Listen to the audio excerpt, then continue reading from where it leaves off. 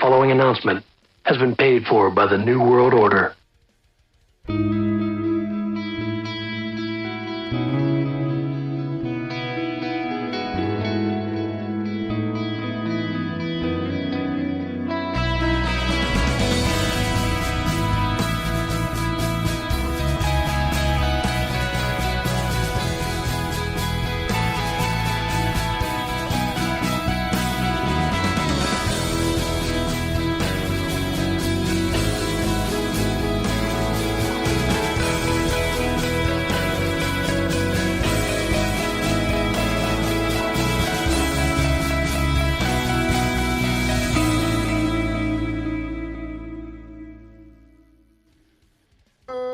Welcome to the Couchcasters podcast, Tuesday night, September 26th. I'm your host, Jeff, my co-host, Parker, my co-host, Fonzie, my co-host, Murph. Gentlemen, what's up? Breathing a sigh of relief. Breathing a sigh of relief. Broncos country, let's ride. Oh, wait. That's right. Oops, too soon? Losing to your former ball boy, how does that feel? Yeah. Too soon, Russ? Let's ride? Too soon? Okay. You know, the crazy thing about that is someone pulled up, I was looking through Twitter today, and something pulled up about how Mahomes and Russell's stats are about identical through 4 games. One's 0-3, one's 2-1, right? No. Yeah. So, it's only this. We're going into but that's just insane. What a dumpster fire of a situation. It is just awful. I hate that Waddle's records out. Show that the Steelers have a winning record after 3 weeks. They do. First place. First place. That's right. I think our offense averages about 6 points a game, but somehow we've won 2 out of 3 and in first place, so I'll take it. The defense is our offense. Sunday wasn't bad, though, in defense of Matt Canada.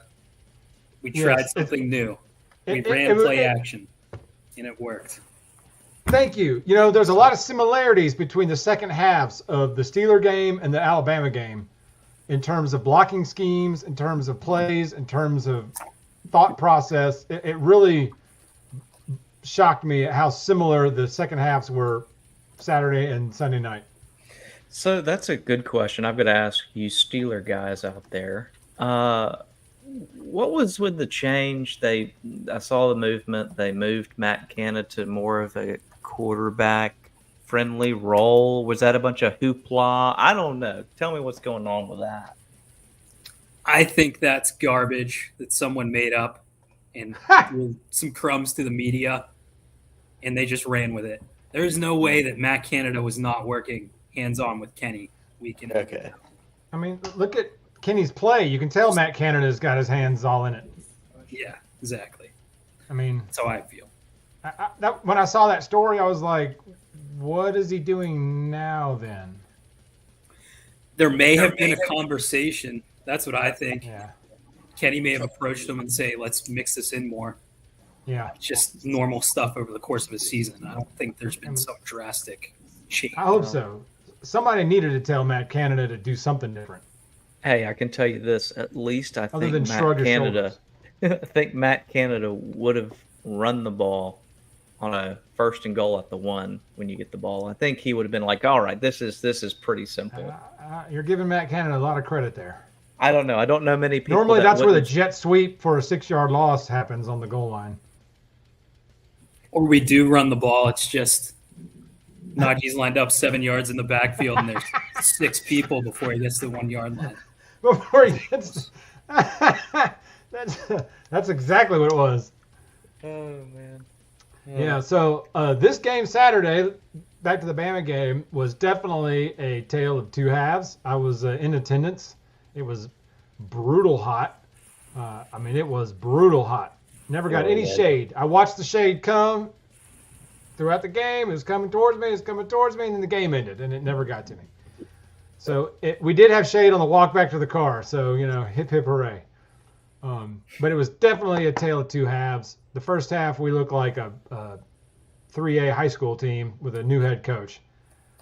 But whatever happened in the locker room at halftime was a big difference with the designed quarterback runs, the commitment to running the football, Shocking what that does when yes, you and the actually use commitment it. to it, not just a run here or there to check off the box. I'm talking about a commitment to running the ball, to wearing them down, and then the defense the last couple series was just relentless. It's huge. Yeah. I actually thought overall.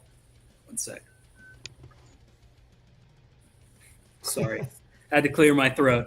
I thought overall the play calling was actually decent, start to finish. Yeah. Obviously, some mistakes Tommy Reese made. I'm sure one will be brought up. That's Well, everybody knows which one that is, you know. I mean, even Reese probably is looking back going, may not have been my best call. But even the first drive, the scripted plays were great. I mean, we were running the ball to start the game really well. Yeah. I don't know what happened from middle of the first to halftime. A lot of missed opportunities, though. I thought Tommy Reese actually called a decent game. Anyway, it wasn't his worst game. I think he goes on that one especially. Sorry, I'm going to have to keep adjusting my volume here. When it goes to that looked like a let's just exclude the one on the 1 yard line. Let's just put that to whatever it is. A young OC. That's what it looked like. A young OC trying to find his balance, which, to your point, Fonzie, you know, I don't know what happened between, you know, the middle of the first, I guess middle of the first quarter, maybe towards the end of the first quarter, towards the end of the half. I don't know what happened. I mean, is what it is. Definitely, and I'll give the props. I don't really, you know, I think we talked about it briefly. I don't really have a lot of negatives to talk about this week compared to the previous 2 weeks. I'll give props to I've got many props to give to many people, but this is not an individual based one. So, I mean, offensive line, I said you actually showed up in the second half with the changing of the scheme. Jeff, we talked about it. You said they went from the zone read scheme to the gap. That's what it looked like to me. And it worked a lot better. And I don't have confirmation of that, but something changed in the way we were blocking and running in the second half that we were getting push. And Jeff and I briefly discussed this, but I wanted to get Fonzie and Hunter's opinion on it too, because on that kind of blocking, I know one of them's more of an NFL kind of scheme idea. I know that's where a lot of it goes, but I know it's also situational based. Have y'all seen with this is directed towards Scott Hunter? Have y'all seen with changing to a gap scheme, gap run scheme at least, improvement with bigger offensive lines versus that zone read scheme or whatever that may be? I mean, I'm sure I would if I paid attention to that. I mean, they definitely. I thought you might. Did better in the second half. Yeah. I mean, there was a massive difference. I thought Robbie Oots getting in there, especially in the second half and shipping for Caden Proctor, made a huge difference. I think he's going to need help. He's going to continue to need help. But he looked strong too. I mean, Caden Proctor did his job even with the assistants. I mean. Well, and maybe to Jeff's point on it, stood out. Yeah. So, and that's whatever they did worked. Yeah, and I think you said, Jeff, I think you said that Pritchett went in there for Proctor a little bit, swapping some stuff. He was in there for something. But he was didn't. In there it really for a series because Ferg went in there too, and then got hurt almost instantly. Mm-hmm. That's sad because I really wanted to continue to see him play. I don't think it's anything too crazy. Dalcourt has to play more snaps, and that's not. Well, here's the thing. Maybe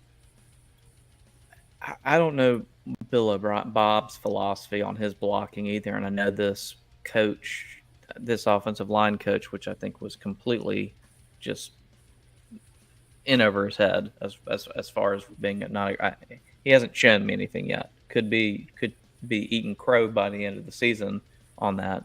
But I mean, I would gladly eat crow in something like that. But just how hyped up the offensive line was, going into this, I thought that was going to be our strongest thing. It actually ends up being our weakest right now, followed by the quarterback. position, but that's neither here nor there now. We're riding with 4. I mean, he gives us our best option right now. So He's I think far we and saw away if the you best play one. to his strengths, he can't work. You know? agreed. Shocker. And I think a lot of teams need to do some of that self-evaluation if they can make those kind of changes on the fly, where their quarterbacks are trying to play quarterbacks that not necessarily fit their system correctly, and they're trying to force it, and it creates issues. Like I watched the Auburn A&M game this weekend, and I know a lot of Auburn fans are going to be just shaking their heads right now, just absolutely just in dismay. There's a lot of positives to take away from that game. Is that yes, their defense was hurt a lot. A lot of their players were hurt, but when they put Robbie Ashford in, yes, they only had 50-something passing yards. Okay, I get it. There's a lot of growing pains. There's a lot of things to improve on. I saw a lot of good things, even in that kind of bad loss. But for them, I think they need to play to Robbie Ashford's strengths, which is some RPO, kind of the same stuff as what I'd actually talked with an Auburn fan this past weekend that maybe I told him that maybe we need to go with Jalen Milroe as our guy. Need to run some 2013 Auburn offense, some RPOs in there, some design quarterback runs, which we ended up doing a little bit of, which opened up the pass. So I think a lot of teams are facing that kind of issue right now too. And a lot of people are going to talk about right now that you want to watch the best football, the best quarterback play, go to the Pac-12.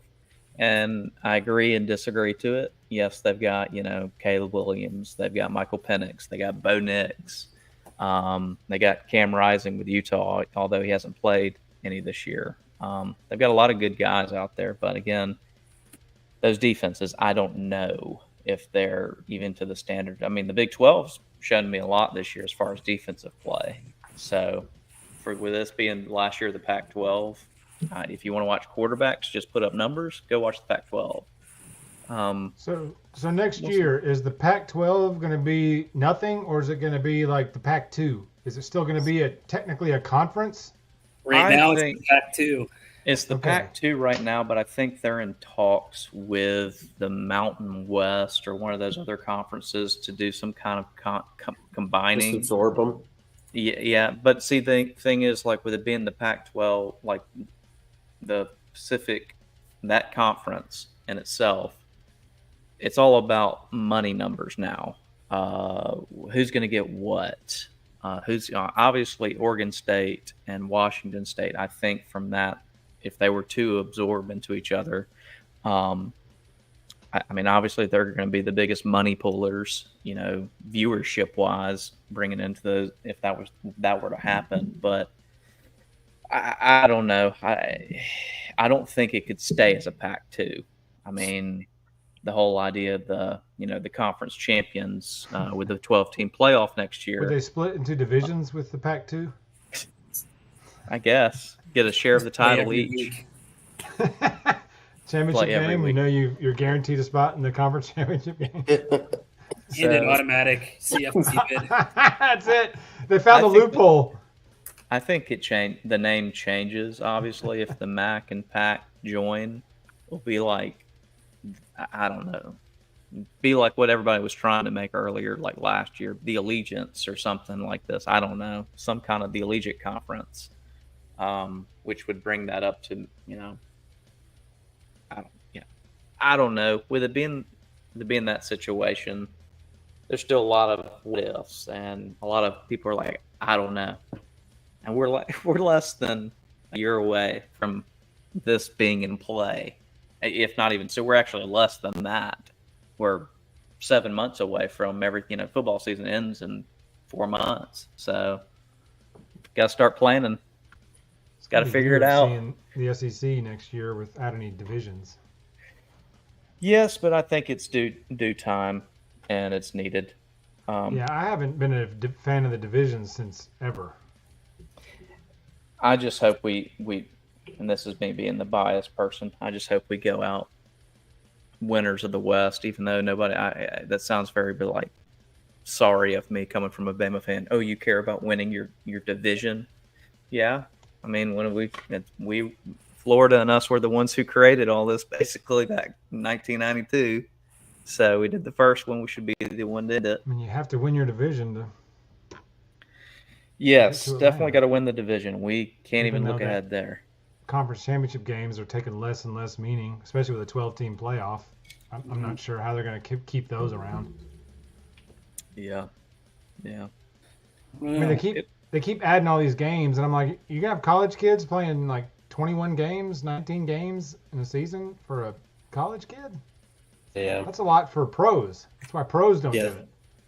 So I haven't heard anything about short. I just keep hearing, oh, we're gonna add more rounds of playoffs, but I'm like that. Now you're talking up in the upper teens number of games for kids. Like that's not. I not did conducive. hear for the playoff, the format for next year will be. You're going to think this is funny because we kind of just talked about it being the five conference champions of the Power Five, and the remaining will be the whoever the highest ranked team is for the remainder amount. I guess it'd be the five. What is the and then conference champion? The winner of that game or the conference champion? The actual conference champion, whoever wins the, I Okay. guess whoever wins the SEC So if championship. we go 8-1 in the SEC, we're in the playoff whether we win in Atlanta or not. In my theory, if we're one Yeah. of the top 12 teams, That's what I'm wondering. I'm just Mhm. trying to figure out how they're going to do it because these conference championship games are going to take on less and less meaning, and it's really I just think a it only cash grab. helps. It really helps the SEC and the big teams, the big conferences to get two teams in. We all know this. That's what it's about. And yes, it helps out the little guy that much. It does. I mean, we didn't But it's- even it's go to the funny. game in 17, and we still won the chip. So it's like, does this Mhm. game even matter? Well, Yeah. a lot of factors had to play into that to get to The it. stars had to line. It's happened a couple of times for us, but from what Yeah. I heard is that format that the 5 and 7, the 5 champions and 7 at large, that is There's going to be only a in group of place 5 for team one. in there. Yeah, there's There that is that auto format. bid. There's that So there's format is 6 only wild is cards. for 1 year.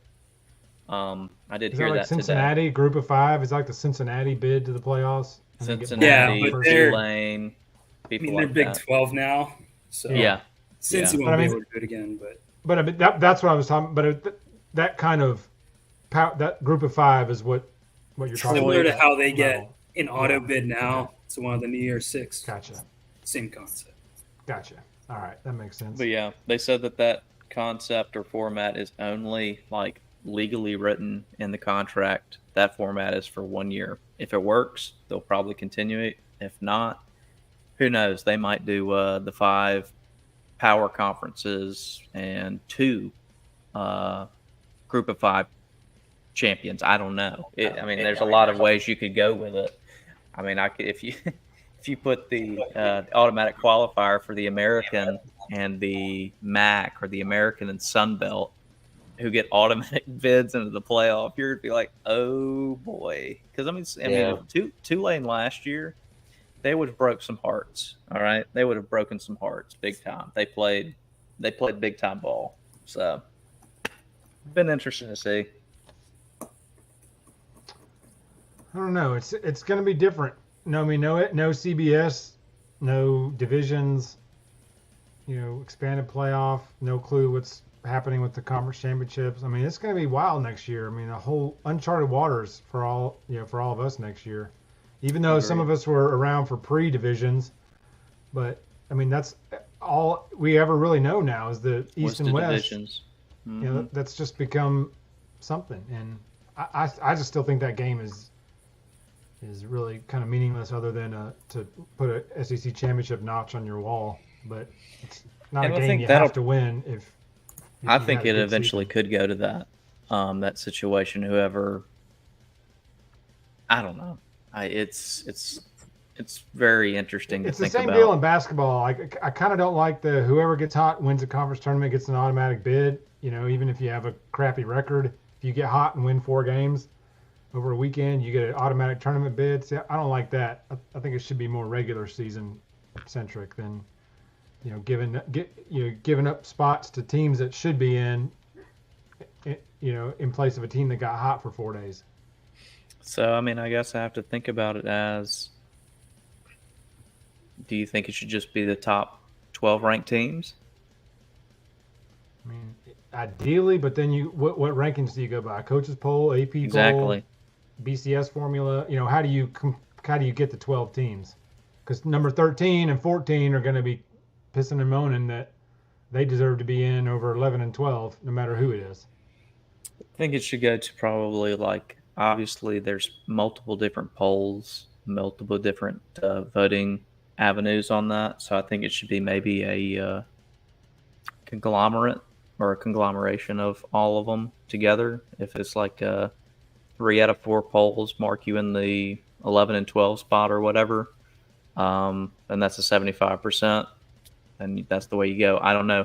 Or they could bring back the BCS kind of idea with it, let the computer figure it out. And then, I don't know. Obviously, we don't need it for the championship anymore. But I think the modeling idea would work well for 12, the way the BCS picked out teams. I think that did really well. A good way, because everybody's opponents are so different.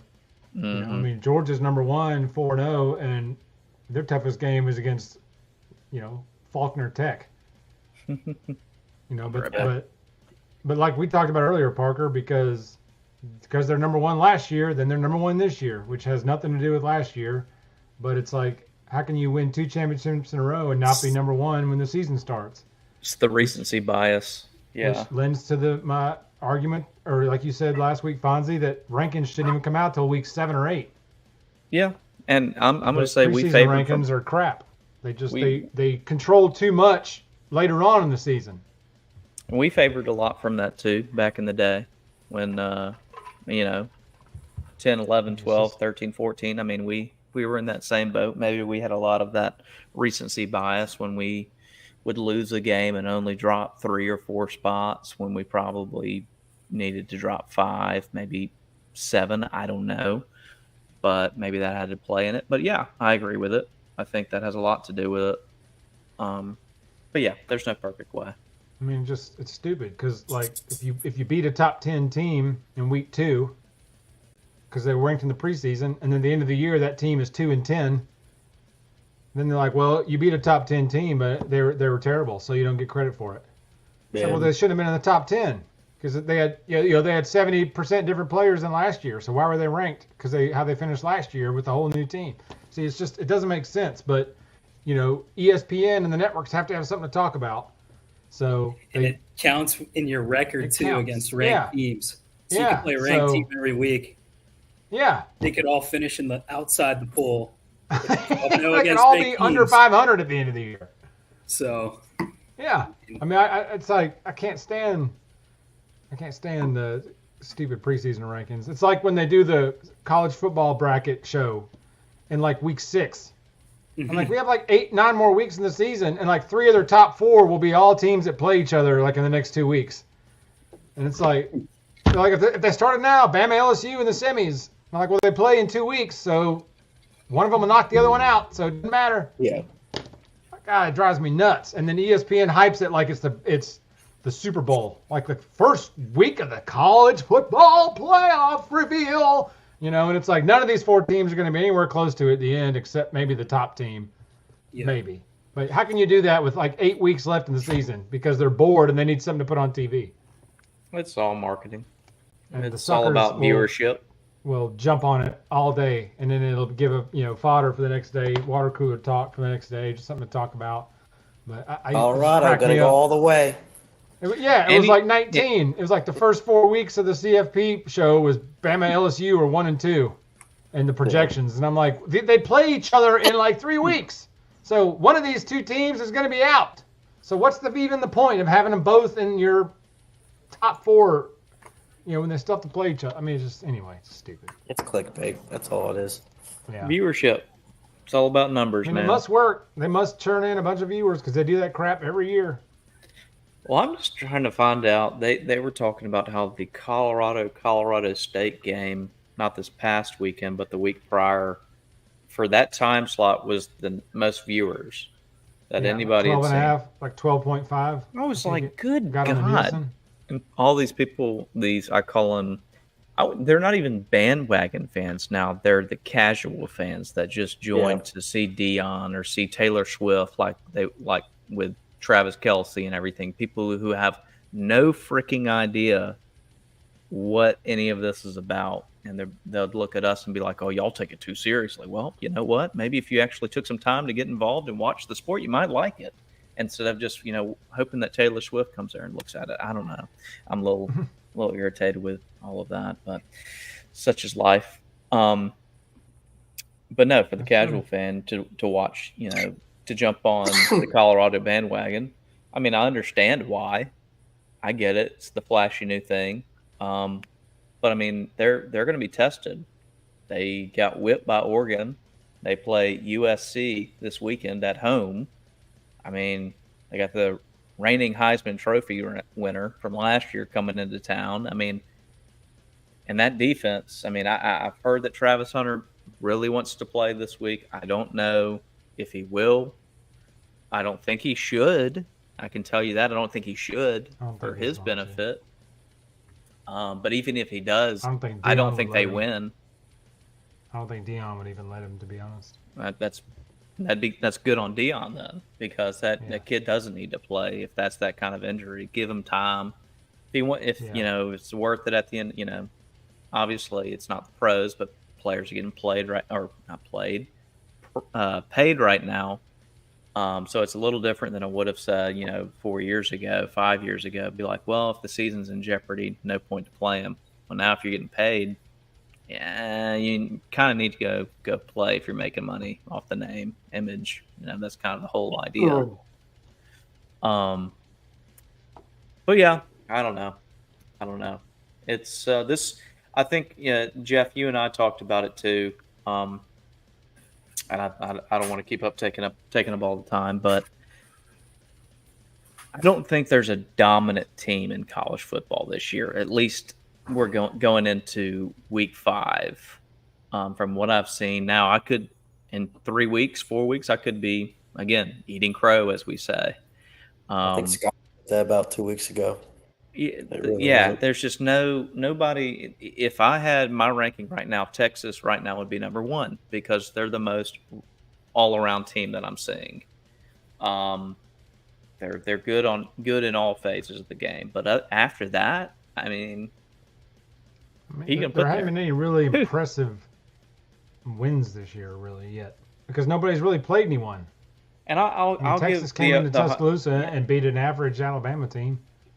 Exactly, and then a lot of people say that's probably the best win of the year so far, and I'm like, had a lead in the fourth quarter, but we did have that. I'll give it to Ohio State going and beating Notre Dame on the last second stuff. I think it was dumb that on the 2 final drives, Notre Dame only had 10 people both times on the defensive side of the ball. How you make that stupid error? Did you hear his excuse for that? I did not. It was ridiculous. He said, well, we didn't want to avoid a penalty. I'm like, you're on the goal line, dummy. Yeah, it doesn't matter. So what if you get a penalty? One play. Right. They're going to move him up 2 inches. So who cares if you get a penalty, stupid? But they just gave him the touchdown. Oh, man. We just didn't want a penalty. Washington, though. No, I'll say them. Washington is my number 1 right now. I don't think there's a defense in the country that can hang with them. It's the Pac-12. They cannibalize each other.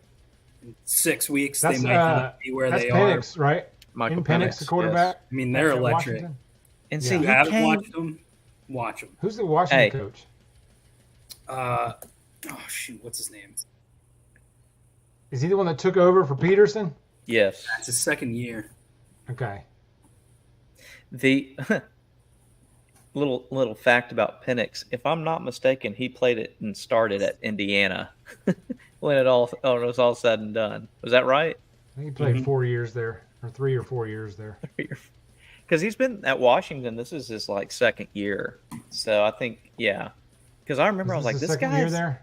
I think so. Yeah, it is. Okay. He was there last year, so I think he played 2 or 3 years at Indiana, and I said this guy is good, but he's got no help around him, and he's playing at Indiana. He's got no chance. He goes over to Washington where they can actually build around the team or build around the player. and he's lighting Seems it to be up. playing well. I mean, He's in the Heisman what is conversation. Washington? 4th? Yes. They're Yes, they're. I think Because is it Georgia, Texas, Florida State? I think it was no. It It's was 4? Georgia, or 5? Michigan, Texas, Michigan. Texas. Yep. Ohio State, Florida State, Penn State, and then I think Washington. So Washington's not getting a ton of love, Andy. but they also got 2 first-round great receivers over there. I mean, Yeah.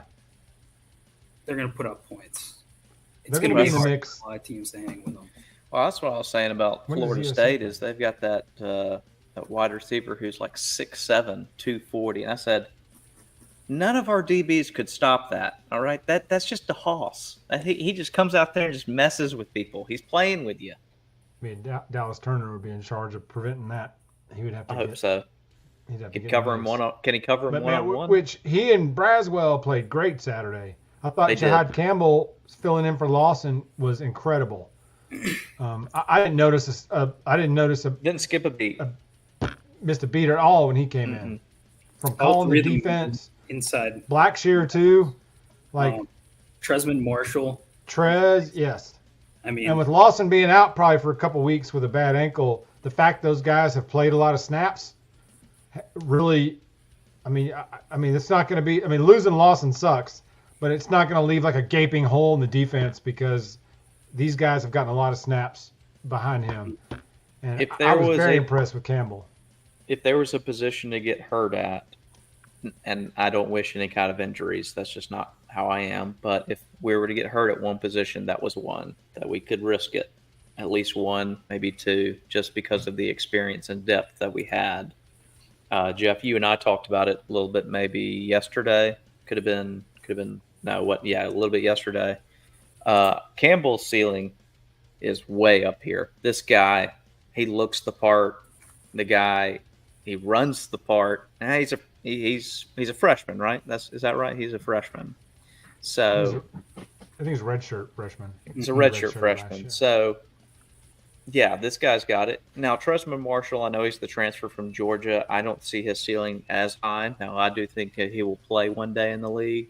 But he's a good guy, again, to have back there. Blackshire as well.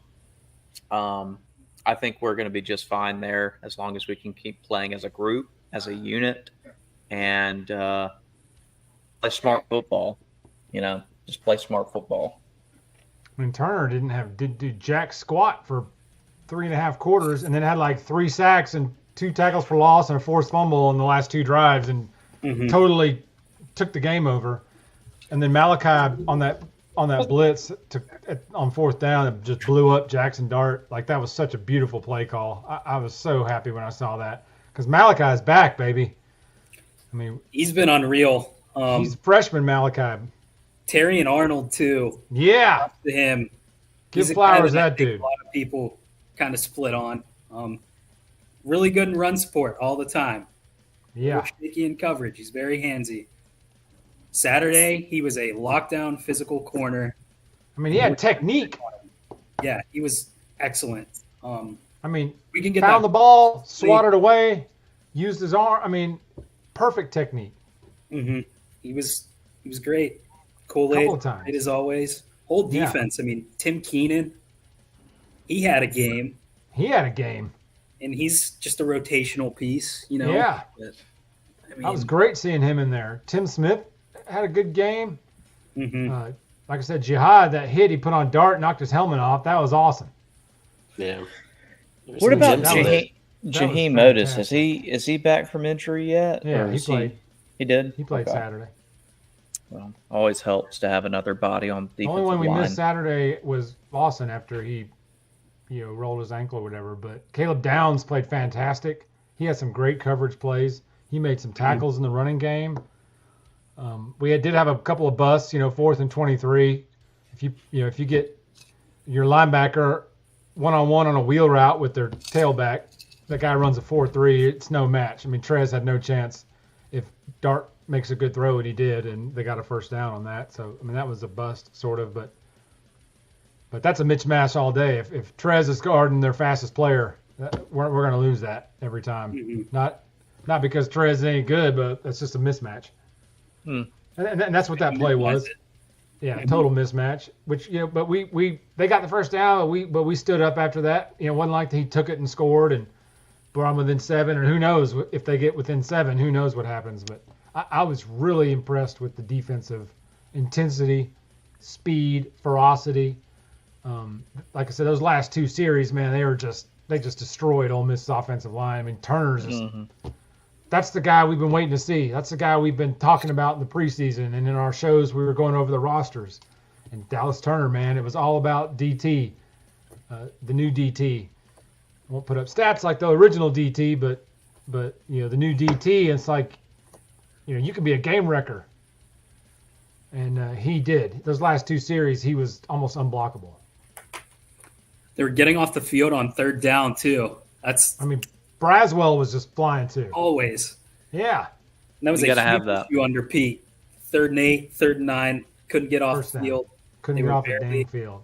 God. Extending drives, barely. And Jackson Dart kept him in the pocket. Yeah. Didn't want to say anything last week, but every time I watch him, he seems a little bit skittish in the pocket. He's really good on the move. Kind of reminds me of Kenny Pickett, actually. But that's a good comparison. I mean, that's a real good comparison. He was done. He was cooked. We got in his head. And then they started busting him up. And then he's crawling off the field, after Malachi blew him up. Reminded me of Zach Mettenberger crawling off in that LSU game. That's a throwback. That's a long time ago. Goodness. What'd you think, Hunter? Did you see anything that stood out to you? Just overall, it was just kind of like a good, I don't know what's the word for it. So a nice, fresh look. Nice change of pace. That's the word I'm kind of looking for. I agree with that. I was just finally looking for, let's use Milroe to his strengths and not try to play Bryce Young plays with him. It doesn't work. It never will work. Does not work. And that's not, necessarily Milroe's fault. He's just a different quarterback. And you can make it work if you build plays around him. And that's what I saw this game. Absolutely. Totally agree. That was my biggest complaint with the first 2 games was they weren't building an offense around Milroe. They were trying to fit Milroe into a round hole. And it's like, find the square peg and fit wasn't going to fit. They did. There's some design runs. Some, not option, but some quarterback runs. A couple of them he strung out a little bit too far. A couple times he was a little too indecisive. He should have just taken off. A couple times he took off a little soon.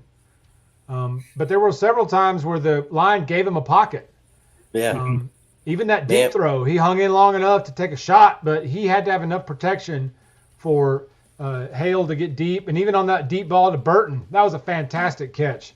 I watched that through my binoculars. And I could see the ball, as he let the ball go and I came down, I could see Burton turn this way and then turn back up this way and run up under it. And I was like, that was an insane catch.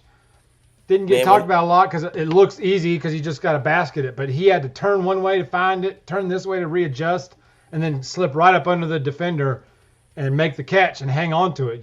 That was a fantastic catch. Man, when he was on fire, he would almost act like his own running back. There was that one play where there's 5 dudes trying to tackle Milroe to the ground. It's I don't think I've ever seen a quarterback in this situation. It's hilarious. Yeah.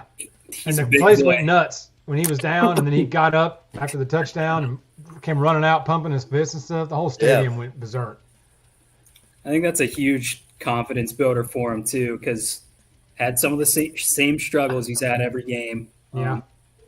A couple plays where he didn't step up in the pocket and he should have. There's a couple plays where he stayed in the pocket and he should have tried to, bust one free or whatever. But especially early on, he was very decisive. He's getting through his reads. Then he throws the pick. Yeah. And then our offense stalls. And then the second half, he just came back out, making the simple throws, getting it to his check down, throwing it over the top, which we know he's great at that. Just a complete 180 and really encouraging moving forward. Agreed. The second half was really strong, I think, to build on going into Mississippi State. I can also say for my little last 2 cents before I've got to go, is that when Milroe had to come out after he did get the breath knocked out of him on the touchdown throw, Simpson coming in for the 2-point conversion and us getting it. It was like nothing changed. I was like, you know what? I got nothing to complain about. He muffed the snap and then called his own number. Once he muffed the snap and then he saw the hole, he called his own number, got his face mask ripped off, and then still dove it across the line. And then guess who? The first one that met him on the sideline was Milroe, picking him up, almost like picking him up. So that was pretty cool. I need that. That is what we've been talking about, playing as a team, not individuals. If we can get something going, I'm not saying, high hopes or a high ceiling, but if you play as a team and you play like that throughout the year, it gives you a chance to play for something special at the end of the year. So, I'm not saying this team is world beaters because I think there are plenty of teams better. But at the end of the year, who's on fire? Who's playing the best football? And this team has, if they play it the right way, they've got the tools and they've got the tools and players to do what they need to do to succeed. And hopefully we see that. So we just got to take it week by week. A lot to build on, but also a lot that we need to work on. So plenty of coaching opportunities, plenty of opportunities to get better this week at a lot of stuff. I don't know what's going on with McLaughlin. He did not have these problems last year, but I mean he's killing us. He whether it's a bad snap or whether he just whiffs on a block. I mean Seth is killing us, man. Like I don't know. There's nobody else. It's easy to just say I bench him. There's nobody else. But I mean Seth got to get his junk together, man. Brockermeyer's still around. I mean, I think Brockermeyer's the center next year. I mean, center is you never see a freshman or sophomore really starting at center. It's normally a redshirt sophomore or junior or senior getting center snaps because that's the hardest position on the line, I think, to play. That's why I don't think you ever really see a lot of freshman or sophomore guys starting. But I think that's why Brockermeyer stuck around because he knows next year he's going to be the starting center unless something bad happens. Tommy can't even get on the field for TCU, but anyway. Yeah. And wasn't Tommy James the one who been was here in the program 3 years now? Yeah. But I was kind of surprised when Dalcourt was the backup on the depth chart, but something's got to give. Seth's got to figure it out because was Tommy the 5-star, and James was the 4. James is like a 3, I think. It's actually high for a center. You don't see a ton of 5-star centers. That's the funny thing. I'm sitting here next to Dad. He's over here listening to his TV show, but he had said, I think it was either when they came in or last year, he said about the Brockmeyer twins. He's like, don't believe the hype. They played small ball, Texas ball. When you talk about Texas football, you're talking about, 8A, 9A, big time football. They were playing like what you would call maybe 3A or 4A for Alabama here. They're playing like 2A, maybe 1 AA for Texas. I don't know all their classifications, but James stuck around, so I mean he must give that one to some line. Give that to the boss on that one. He Tommy, was right. Tommy's not even playing for TCU, so yeah. Best of luck to you, buddy. Best of luck to you, buddy. But anyway, so yeah, very encouraged by Saturday second half. Looking forward to what we can do Saturday night at 8:00 p.m. on ESPN. Freaking midnight. We have an 8:00 kickoff. Ridiculous in Starkville. Oh gosh. Those stupid Cowboys are going to be even more. Starkville at 8:00 at night. My gosh, we do deserve that. So anyway. I hope I can stay awake for the whole thing. Hope so. Anybody else got anything to add before we call it a night a little bit early this week? Funny how when we don't have a lot of stuff that pisses us off, we know. Shows wrap a little quicker. Yeah, and that's I mean, there's things to critique on, but I think we hit them all on the head as far as that as the saying goes, but. Yeah, this game will be a little bit different going into Mississippi State. Will Rogers, I mean, he's a vet as far as quarterback. He's seen our defense numerous years. It's going to be a little bit different with obviously Coach Mike Leach not being on the sideline, new head coach. Remember RIP for Coach Leach, but a little bit different now. So we'll have to see how we get to that because it's going to be, as you said, 8 o'clock Starkville and those damn cowbells. 2 in a row. Yeah. They were on a 2-game losing That streak. stadium's always going to be tough. They tough love place to they play us hard every time. I don't care if we end up winning by 20. I used to hate that game because it used to be after LSU, if you remember. So I used to always hate playing at Starkville the week after LSU. It used to always make me nervous because I was like Kentucky will this year at Kentucky. That's going to be the week after LSU. It's like always felt like a trap game coming off the LSU game. I hope they really hammer home their snaps. So that's where that damn cowbell comes into play. Yeah. I hope the defense just is relentless again. I think we pull away. I think we have probably another slow start until we find out what's working. But I think we end up pulling away. Wouldn't be surprised if you saw a similar score to. I was going to say the same thing. I wouldn't be weekend. shocked if you saw like a 24-10 pretty much. Yeah, I'd say 24-10, 31-17, maybe. That's given us, a little bit more of a edge. But if we can improve on those issues that we've been talking about, maybe we can squeak out another touchdown here and there. So that's my point. But that's all I got. We'll see. Anybody else got anything they want to add before we call the lovely evening? Uh-oh, we got a like here. Who gave us a like? Dennis Crow. I think we will beat up Mississippi State, though. They're desperate. I agree.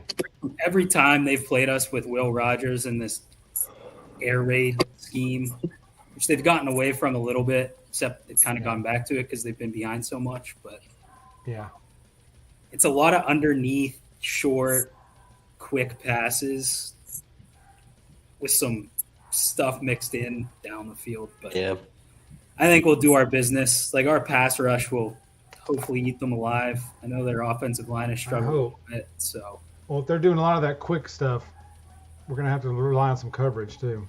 Mm-hmm. Or batting the ball. Great job with it last year in Tuscaloosa. I think it'll be a similar result. I'll give them a touchdown, 34-7. That's what I'm predicting. I like that. I'd be happy with that. I like that. I think many. Hey, if we get 34, I'll be happy. That. If we get 34, we're winning, and I'll be really happy if we get 34. Hey, it's the expectation. See, this is what they're trying to remind us of. They're like, we're going back to old school. Oh, so averaging maybe 28 to 35 a game. I mean, I know that's not wishful, but I mean, as long as the defense can make the necessary stops when needed, the offense score when needed. I agree. I think it works. But I think with this team, the only hurdle they have to get over is the atmosphere. I mean, you can beat Mississippi State easy, but it's a tough stadium to play at. Especially late at night. God. Yeah, that late at night. 8 p.m. I'd be kidding me. Last time we played there, wasn't it right after A&M and we won by 2 years ago? Yeah. I think we beat them up pretty bad. Not saying history will repeat itself. We were a better team. We had Bryce Young. Is that where Will Rogers kind of got screwed up, but he still had to go on the field? He dislocated his shoulder or something? He was in tears. Oh my God. Probably. I mean, I'd be in tears if I got to go play an Alabama defense, but come on now. Man, looks like he needs a hug. He's also the guy that I saw that his freshman year he was quarterback in a bowl game. Was it a bowl game? Might have been a regular season game. Can't remember.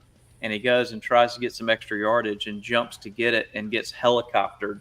It's one of the most insane plays I've ever seen. And he landed it perfectly. And I said, well, he's lucky he didn't break his freaking neck. So, but yeah. Well, all right. That's all I got, guys. I will see y'all next time. Anybody else got anything to add? All right, gentlemen. Roll Tide this weekend, and we'll see you guys next Tuesday. Roll Tide. Roll Tide.